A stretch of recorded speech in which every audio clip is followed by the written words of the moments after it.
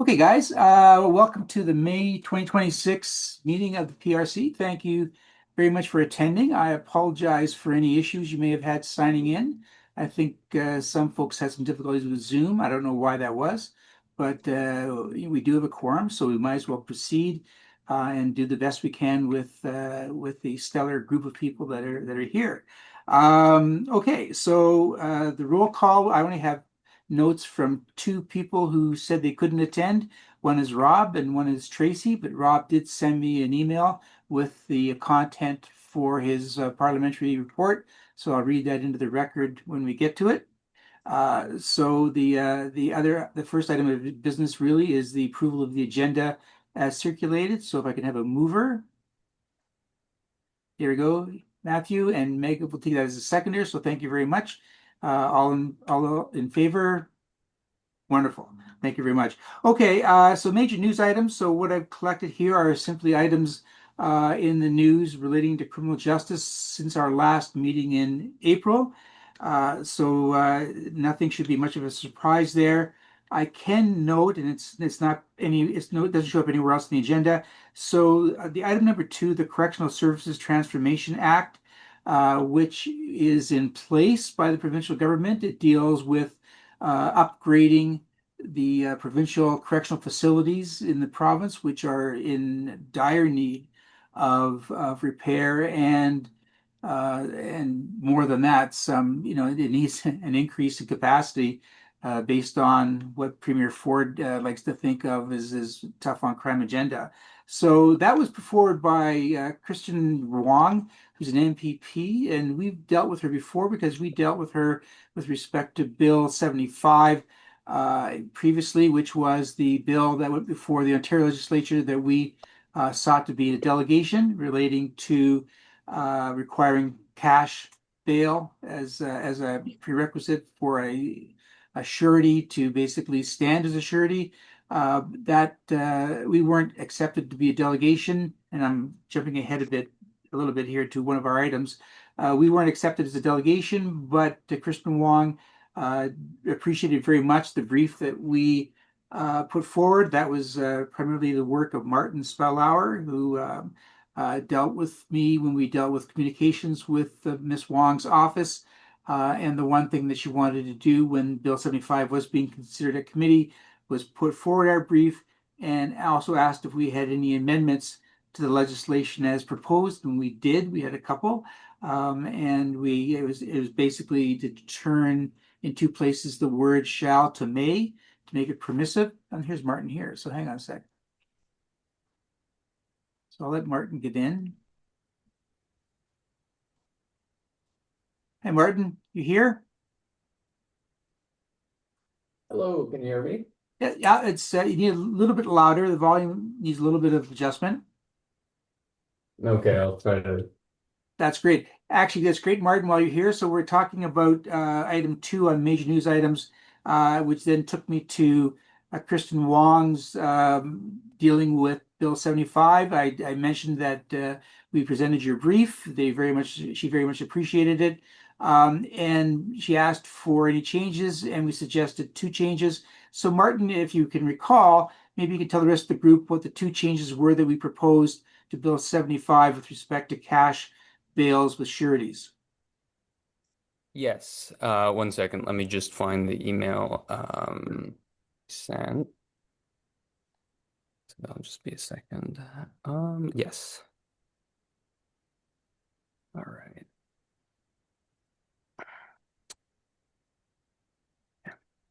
Yeah. So we outlined two amendments. The first one would be, of course, two options for amendments. So the first one was, of course, the complete removal of the provisions for cash bail, which is, of course, what our brief was advocating for on, the arguments that we presented. But sort of an alternative amendment that we also submitted, foreseeing that it would be unlikely to completely change the bill, being that there is a conservative majority, by simply amending some of the wording on in Schedule 2 to replace the word shall with the word may, so as to at least give, return a bit of judicial discretion um, when it comes to imposing these cash bail deposit requirements, giving a bit of sort of a case by case basis application. And so maybe opening the door to it, which of course we outlined we were against, but perhaps giving the opportunity to not make it sort of not using sort of a blanket approach where every single case is dealt with in this manner. Then we, of course, sort of reiterated in our email some of the arguments on the large proportion of incarcerated people who are actually held on remand and the issues surrounding the provincial system. But yeah, I think that's a quick summary of what we sent in. I'm not sure if any feedback was returned on their end, but yeah. Thanks, Martin. That's absolutely right. We didn't receive anything back from Christian Wong's office with respect to those proposals. We presume that she put them forward. She is the justice critic. She's the NDP justice critic for the Conservative government. And I also haven't checked, and I apologize for this. I should have checked before today whether Bill 75 has actually had third reading or moved out of committee. So I will double check that and bring it back to the meeting next month and report on that. So yeah, thanks. And thanks again for the brief, Martin. Yeah, Matthew. We have a historic position, as I recall, Irving, of opposing massive jail construction. And since the province is prepared to build their way out of a custody problem as opposed to using other alternatives and other supervision programs, I'm wondering, do we want to petition the legislative committee for standing? You're asking me, Matt? Yeah. Well, clearly they're not interested. So, you're going to be flogging a dead horse here, Matthew. I think we did that. I don't recall there was a brief or some form of communication. It goes back probably at least 20 years, eh, Matt? Yes. Maybe more than 20 years. But that didn't go very far then either. Martin, your The hands problem up. we have is a historic problem in corrections.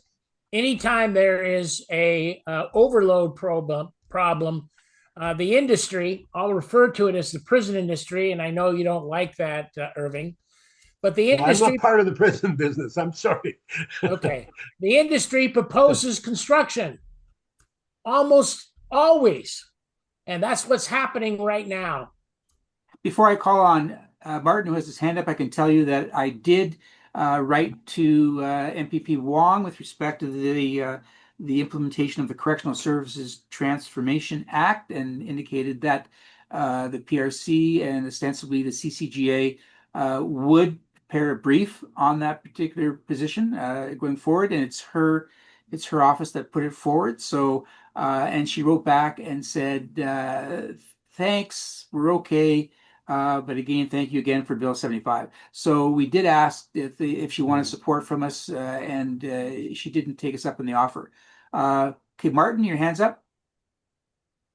Yes, just a quick thing on Bill 75, just on its status. Just seeing here that it was sort of carried on division without amendment in the committee, and it's actually at third reading now. So it's being debated. I assume it'll be passed promptly, but as of right now, it's at the third reading stage. So yeah.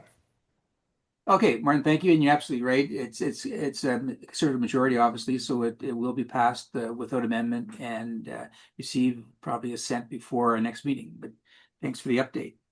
Okay, all right. Any other items in the news in the last month that anybody wants to bring to our attention? Okay. All right, we'll move on to the parliamentary committees. We actually do have, and I apologize, Sarah. Okay. Yeah, you were here before I said nobody was here. Yeah, so we have looks like three reports to hear from, so that's great. So the first one is going to be Sarah on the Commons Justice and Human Rights Committee. Thank you, Miles. So since we met last, the Justice Committee has met 6 times. April 15th, 20th, 22nd, 29th, May 4th, and May 6th. Currently, it's had first and second reading.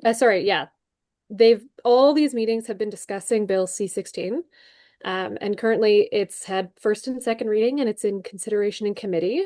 The primary focus areas of that bill are coercive control and gender-based violence, child protection, AI exploitation, and then a subsection of that is sentencing reform and justice delays as it pertains to those topics.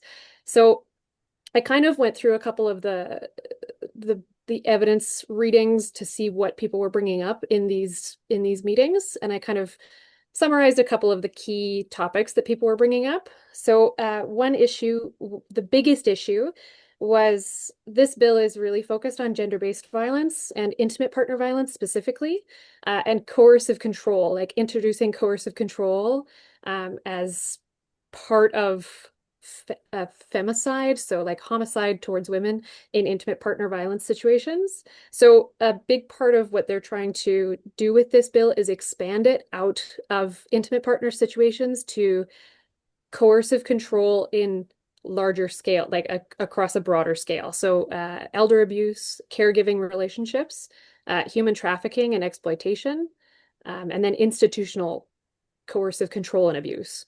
So there's kind of like the biggest issue with this bill so far that's being debated is the definition of coercive control and where, like how it applies, and what's the difference between punishable by law coercive control and unhealthy relationships, and how to really differentiate between those two. So that's the big kind of topic right now. Another one is survivor misidentification, which is basically concerns are being raised that in intimate partner violence situations, this punishable offense is going to be applied to the victim as well, because oftentimes to survive in an intimate partner violence situation, the victim is somebody who also perpetrates violence is as a defense mechanism.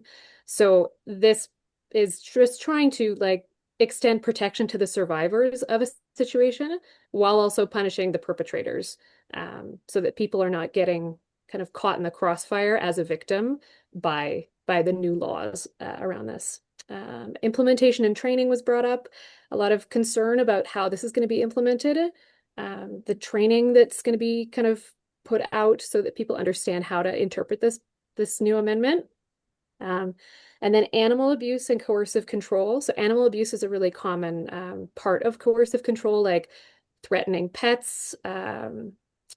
Animal abuse online is a different subsection, but there was a bit of conversation around trying to introduce protection for animals in this situation and how it kind of fits into the coercive control dynamic. And then the last really big point was AI and deepfakes. So AI generated sexual content. There's kind of confusing.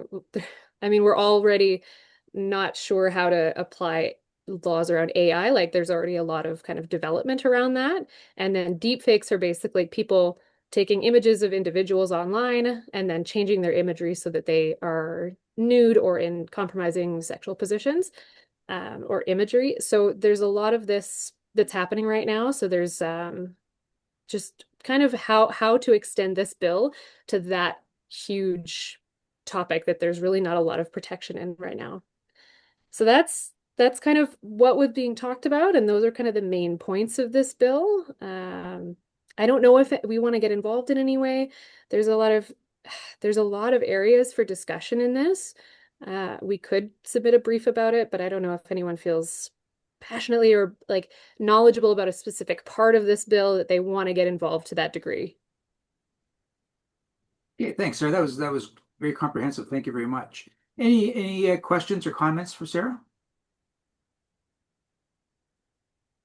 Does anybody want to volunteer to produce a brief relative to the content of the bill at this point?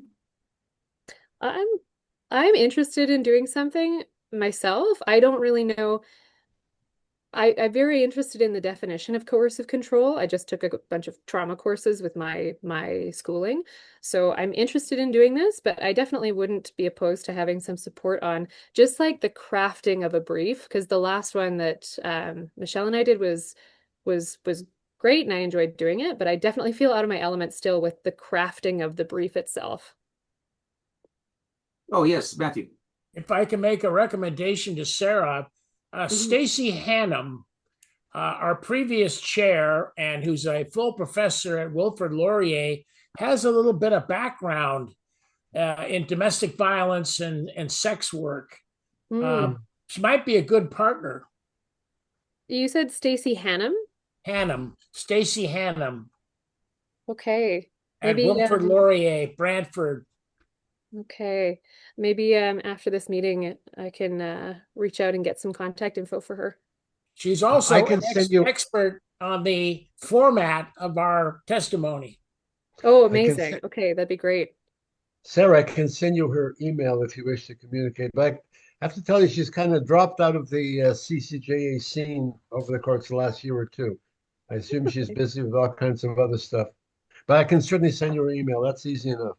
Yeah, that sounds great, Irving. Thank you. Okay, I'll no problem. definitely take you up on that. Sure, we'll do. Great. Thanks, sir. That's super. We appreciate that. Okay, the next committee is the Commons, Public Safety, and National Security. So that's Rob. Rob is still away. I don't know if he's still in Asia where he was before, but he's not here today. But he did send me an email. So he says as follows: the SECU summary is as below. Number one, April 14th and 16th, 2026. It discussed Canada-United States border management. These sessions examine cross-border coordination, security challenges, and operational issues along the U.S. border, Canada-U.S. border. And secondly, on April 21st and 23rd, the role of the CBSA in the H2O highway corridor and port clearance principal practices was discussed. These meetings continued to dive into CBSA's marine corridor responsibilities, port clearance delays, and enforcement capacity. And in conclusion, the topics covered were of minimal relevance to the work of the PRC. So thank you, Rob, for that. Appreciate it. The next committee is the Senate's Legal and Constitutional Affairs, and hopefully Martin has something for that. Yes, I do. Sort of brief. So as a summary, since well, I guess I last gave an update. I wasn't able to attend the last meeting, so maybe this some of this was already outlined if there was an LCJC update. But from most recent, there have been 10 committee meetings to study Bill C-14, so the Bail and Sentencing Reform Act. Many amendments have been put forward, but they've all been defeated to date. So clause by clause is still in progress.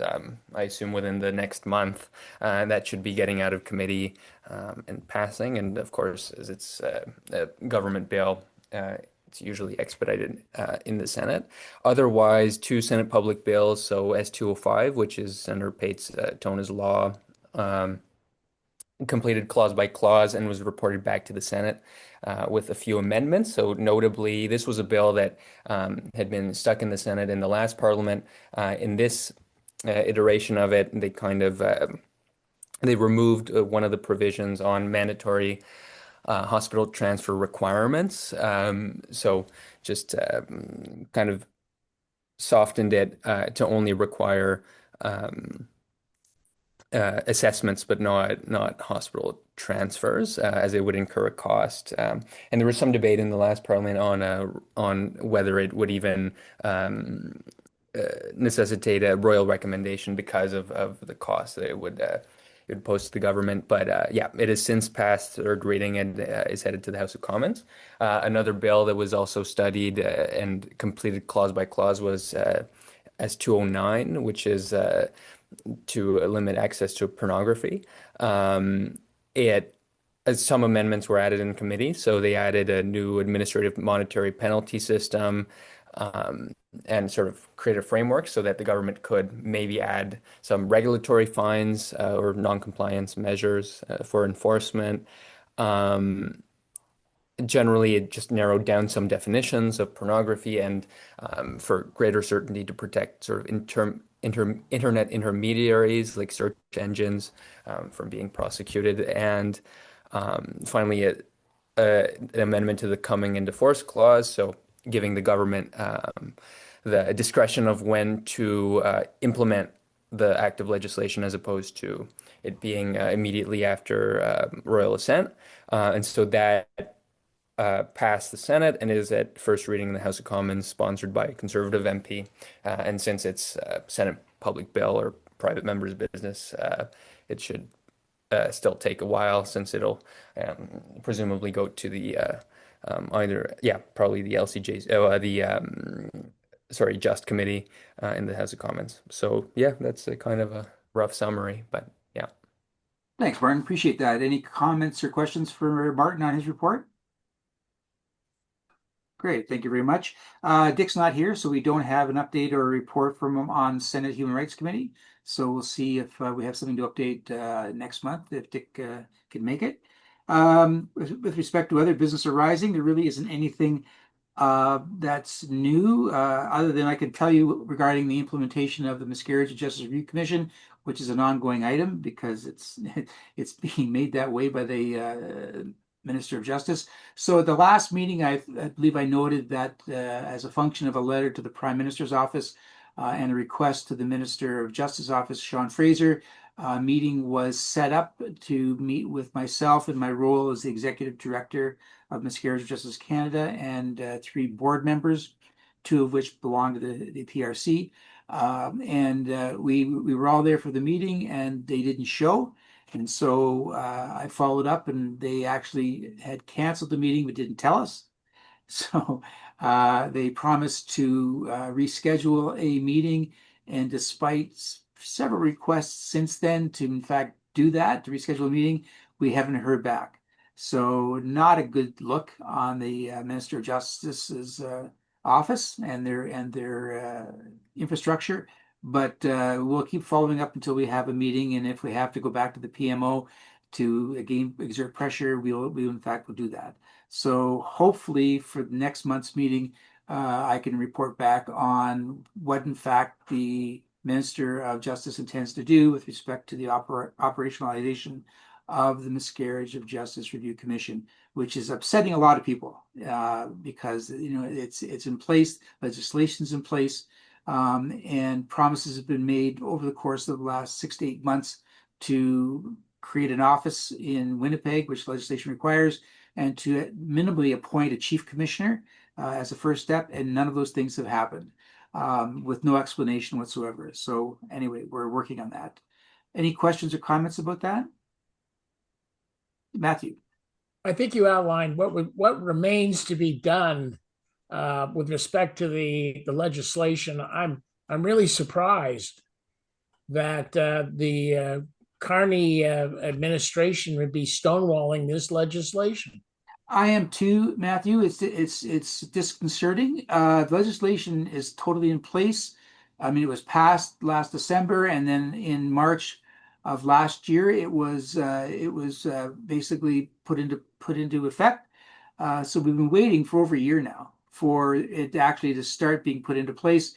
And those 2 things I just mentioned, actually establishing a head office in Winnipeg and appointing a chief commissioner, where once that's in place, the appointment of the other commissioners will follow. That hasn't happened, and we don't know why. And again, it's a mystery to me, as it obviously is to you, why the Carney government is dragging their feet on this. I don't know why. Innocence Canada, likewise, James Lockyer, he publishes things every once in a while indicating their frustration with this process. So we were really hoping that when we met with the parliamentary secretary or the assistant to Fraser, supposed to be a week ago Monday, when we were supposed to meet with them, that they intended to give us an update, and yet the meeting mysteriously didn't take place, right? With a very poor excuse, not even to let us know that it was canceled. So 4 of us were waiting for the meeting and nobody showed up. That's an incredibly incompetent way to run the office. So we're back on them again, and we're not getting a response either. So we're going to have to put some more political pressure on, I guess, at this point, which shouldn't be necessary, but apparently it is. So we'll see what happens. Okay. Moving on, the only other business arising was what happened with Bill 75, and we already explained that at the beginning of the meeting, so we don't have to go into that again. As far as bills under consideration, as you see, I've highlighted the movement of bills between readings. There aren't any new public or private bills in the Commons or the Senate that have been introduced since our last meeting. So I really have nothing to add in that regard. Is there anything anybody wants to bring to our attention at this point regarding any bills? Yes, Matthew. I didn't get a response, at least suitable to myself, about our status with respect to the Ontario building campaign. Are we issuing a request to testify? Are we issuing a public news release in opposition to it? Are we sitting on our hands? What are we doing? Well, we did address it to some degree, but maybe not to your satisfaction when we talked about the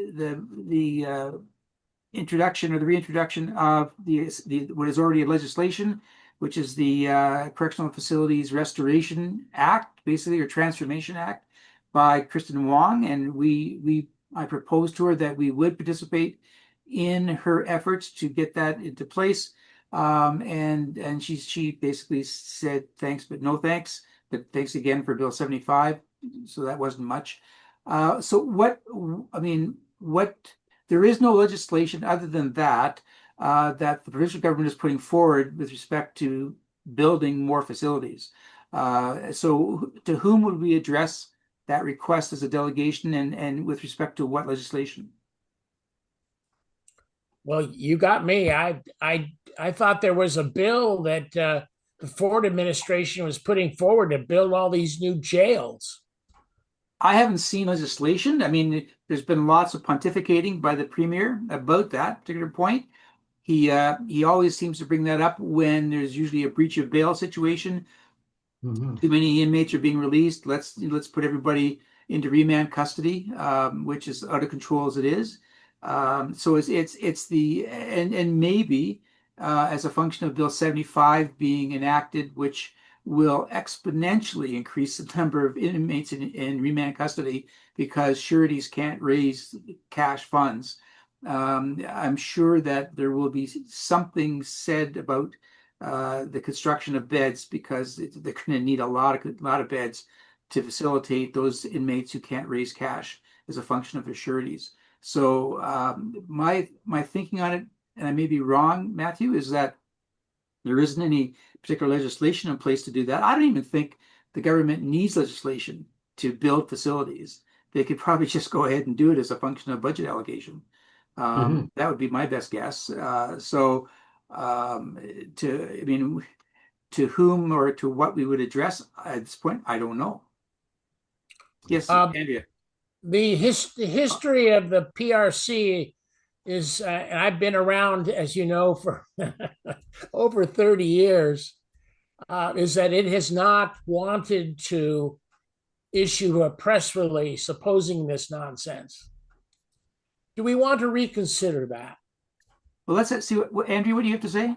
I was just going to say that, Matthew, yeah, there's no legislation around the building. I mean, the Ontario government has put out numerous announcements already around the fact that they are building and the locations in which they are building and expanding.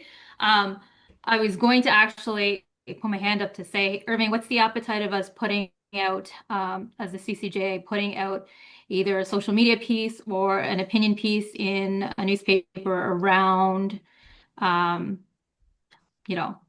supporting just a build platform. I've been pretty vocal about it on LinkedIn and so forth, and my opinions on that, but it certainly is not, those are reflective of my opinions, not the opinions of the CCJA. But I am certainly not opposed to CCJA putting out a statement piece because I don't think that it's in the best interest of any of us to be just building without fundamentally addressing some of the larger systemic problems, both within and external to the correctional system, that's resulting in kind of the cost to taxpayers.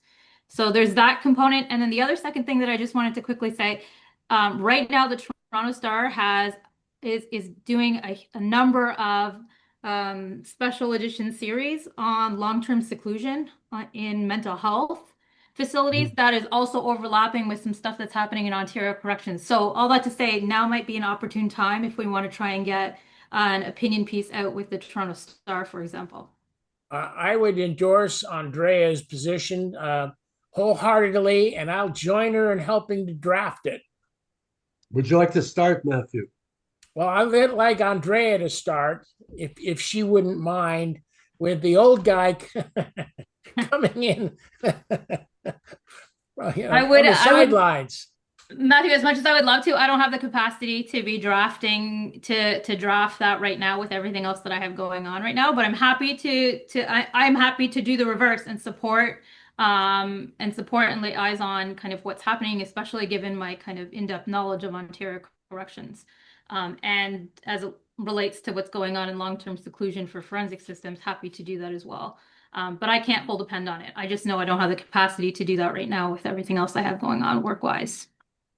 Well, let me see if I can put together something next week, a newspaper piece. Okay. I don't know what the PRC thinks about that, though. Again, I know its history quite well. Well, it's not even a PRC matter at this point. Basically, it's a board matter for the CCGA because that's where the social media campaign lies. I mean, I would think, I don't think there's anybody in the PRC who would object to you doing that, but it would go directly to Andrea and for the board's consideration and then the promulgation of however it is, whether it's an article in the newspaper or a social media release. I mean, you probably know, Matthew, that the CCGA has revolutionized its social media approach, which is great. It's now posting a number of things on Facebook and Instagram and what have you, that it hasn't done historically, but is doing now, which is a great idea. So it's a board, it's a CCGA board matter as opposed to a PRC matter in real terms. But please do what you can. Send it to Andrea and then see how you can, you can take it as it is and get it out there. Well, I will put together a draft for Andrea to correct and update as best I can, and we will go from there. And I guess it will go upstairs. Through Irving, I guess. Okay. I think we're all conscious of the fact that if you build them, they will fill them. But I think we also have to be conscious of the other side of the knife, which is Ontario facilities are double, triple bunked, etc., and some of them are pretty decrepit condition. So, on the one hand, on the other hand, I don't disagree with anything you're saying, Matthew, but there is that consideration as well.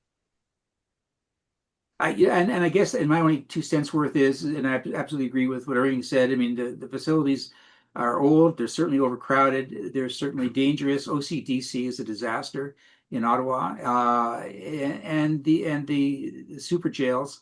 It'll be another super jail they'll build, I presume. Are ungodly. The problem is going to be is that they're full now. And the fact that they're full and need to be that which in itself tells you that perhaps there needs to be building going on to release that frustrating capacity issue. But then that runs counter to the fact that we should be telling Ford that the idea isn't to fill new beds, it's to get people released without going into custody in the first place. And that I'm afraid that will fall on deaf ears. Well, Miles, that was the purpose of us drafting the Correctional Services Transformation Act, right, in 2018. That came out of the work of the Independent Review of Ontario Corrections as a result to deal with the overcrowding situation that they're currently in and the over-incarceration of nonviolent people. Absolutely, and that's what has to happen. You have to get nonviolent people out of the system, or not out of the system, but out of custody. Well, on top of that, there's a fundamental assumption error here. The fundamental assumption error is that you cannot provide community supervision to people who are accused of violent offenses. That's a false assumption. There are program designs available in the community to help manage those kind of folks. And so we shouldn't bifurcate the violent versus the non-violent inmate. It's an assumption error. totally understand that, Matthew, but but we're asking for a political solution, right? And so you have to take one step at a time. I think the nonviolent, at least that resonates with that would resonate with the public, more easily than getting rid of the distinction. But again, write your letter, send it to Andrea, and hopefully we can craft something that is meaningful and we have the support of the board. Will do. Appreciate that. All right, guys, I don't have anything else on the agenda. Is there anything else that somebody wants to discuss before we call it a day? Miles, can I invite you to our next board meeting to give a short update? Sure. That's going to be a virtual meeting on the 25th of May in the afternoon, say 4:30 for you, if that works. It 10 minutes? It doesn't actually. It doesn't. I have a meeting at 3 that'll probably run over. Well, we go to about 6. Well, we go not to about. We go to 6 o'clock. Is 5 o'clock better for you? Yeah, 5 is probably fine. Or how about we set you in there whenever you arrive? Give you 10 minutes. I was gonna. Didn't I do this last month? Yes, you did. So you want 1 month's additional material? Well, actually, we met. It was almost 2 months ago. Okay, so you want 2 months? I could do that certainly, but usually it's once every 6 months. I mean, like Well, listen, I'm inviting you. We are inviting you. I'd be glad It's up to you. I'll be glad to attend. We're giving you 10 minutes of airtime. I appreciate that. I'll certainly. Some people die for this. I'll gladly be there. Okay, thank you so much, Mo. My pleasure. All right, guys. Thank you very much for today's meeting. Really appreciate you attending. Got a lot accomplished, which is a nice thing to do. And our next meeting, I think, is June the 9th, if I'm not mistaken, which will likely be the last meeting before the summer recess. So anyway, guys, please progress and have a lovely month, and we'll see you guys in a few weeks. Take care. Thank you so much. Take care. Bye-bye. Bye-bye. Sounds great. Thanks, Miles. Bye.